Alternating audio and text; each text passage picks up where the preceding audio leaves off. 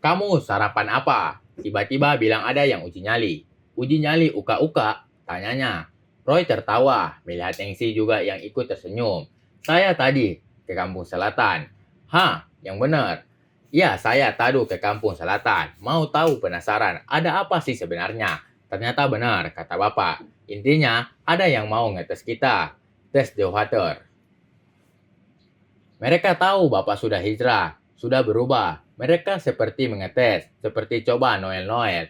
Kalau kita lembek pasti mereka makin jadi-jadi. Masa uang jalur mereka permasalahkan? Itu cuma alasan. Sudah beres itu waktu rapat sama Pak Lurah. Tunggu dulu. Kamu sampai yakin berkesimpulan begitu gimana? Roy mengganti cara duduknya lebih mendekat ke Dharma. Masyarakat itu bilang, Dharma kaget. Yang benar kamu. Emak warung ngejelasin ciri-cirinya. Siapa lagi? Pak Jawara yang bapak kenal. Rambutnya panjang putih berjenggot. Tarzan juga rambutnya panjang juga Roy. Tapi nggak berjenggot. Roy tertawa. Sempat-sempatnya Dharma ngebanyol saat ia ngomong serius seperti ini. Nggak tahu ya Roy. Bapak ingat masa lalu. Ingat waktu Bapak ngeganggu pesantren. Percis Bapak dulu seperti itu. Itu masa lalu Bapak. Itu masa lalu Pak. Gak usah dipikirin. Saya udah manggil anak-anak padepokan. Mereka kumpul dekat klinik Haji Badri. Jangan sampai pihak pesantren tahu Pak. Jangan sampai Pak Kiai pusing lagi. Ini urusan muda. Kamu tahu Roy, Bapak gak bisa lagi ikut-ikutan lagi. Bisa gagal program Bapak. Benar kata Kiai, ada aja cobaannya. Tapi jujur, dengar kata Ki Ideng, Bapak mau nangkap langsung orangnya. Pak Dharma gak usah ikut. Biar saya aja ya sama anak-anak gantiin Bapak nyamperin. Tenang, saya bakal main rapi. Gak ribut-ribut. Gak enak ribut-ribut. Apalagi kalau sampai. Kecuali mereka nimpuk duluan. Ucap Roy melanjutkan. Dharma tertawa. Dasar anak muda pikirannya. Ngomong aja baik-baik. Kalau memang masalahnya jalur. Jelaskan kecuali kalau Ki Ideng muncul. Tangkap aja. Gak usah Pak, tenang. Gak usah Pak, tenang.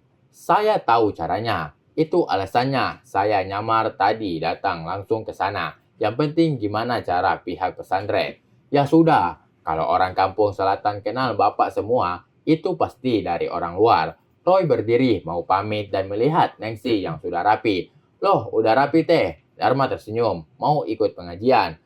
Baik Roy, dan Neneng terdiam. Sekarang Teh Neneng memakai hijab meski tidak sering.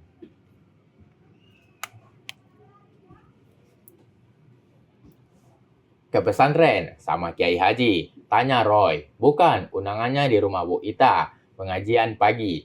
Loh, bukannya searah ke klinik Haji Badri. Dharma baru sadar. Ia melihat Nengsi. Iya, searah. Mau nebeng ke sana, tanya Dharma. Andai suaminya tahu, ucapnya itu seperti memberi ikan ke kucing. Ikan cantik miliknya. Gak usah, mau naik motor aja sendiri. Dan janji, mau bareng sama Teh Iwis. Ucapnya, lagi Dharma sedikit khawatir. Loh, kalau naik motor, Mama pasti suka kelabayan.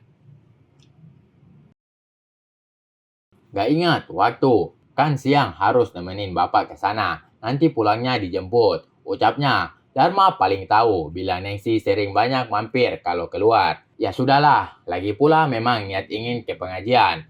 Nggak terlalu jauh. Juga searah ke klinik Haji Badri, ucapnya dalam hati. Ya udah, Mama berangkat dulu ya. Menggerakkan kepalanya seakan-akan bilang, yuk, ke Roy. Seakan gerakan itu seperti ajakan dengan kode yang berbeda. Mereka tangan dengan Dharma, mengucap salam dan langsung pergi. Dengan diam dan menarik nafas, Nengsi masuk ke mobil dan mereka pergi menuju klinik Haji Badri. Di perjalanan, Roy berusaha menggenggam tangan Nengsi, namun Nengsi berusaha menghindar. Namun akhirnya tangan itu berhasil ia genggam dan ia usap-usap tangannya, memberi sensasi setruman yang membuat matanya sayu secara tiba-tiba. Pengajian, Bu. Udah tahu mau pergi ke pengajian, malah tanya, ucapnya, membiarkan tangannya diusap. Sambil di sana, tak ada anak-anak padepokan yang berkumpul. Kemana anak-anak? Pikir Roy. Tak lama handphonenya berbunyi. Di mana? Tanya Roy tanpa basa-basi. Maaf Kak Roy, anak-anak udah ada di kampung selatan. Soalnya tadi Iding bawa mobil. Kita baru sampai Kak Roy. Langsung ramai di sini, nanyain duduk perkara. Ya udah hati-hati, jangan pada ngegas dulu. Tahan. Siap Kak. Roy tancap gas ke sana sambil sekali merasakan ucapan itu. Sementara satu sisi Nancy berpikir, Roy memang mampu menggantikan suaminya. Ia masih menghandle situasi seperti ini. Seperti masih menjadi haknya.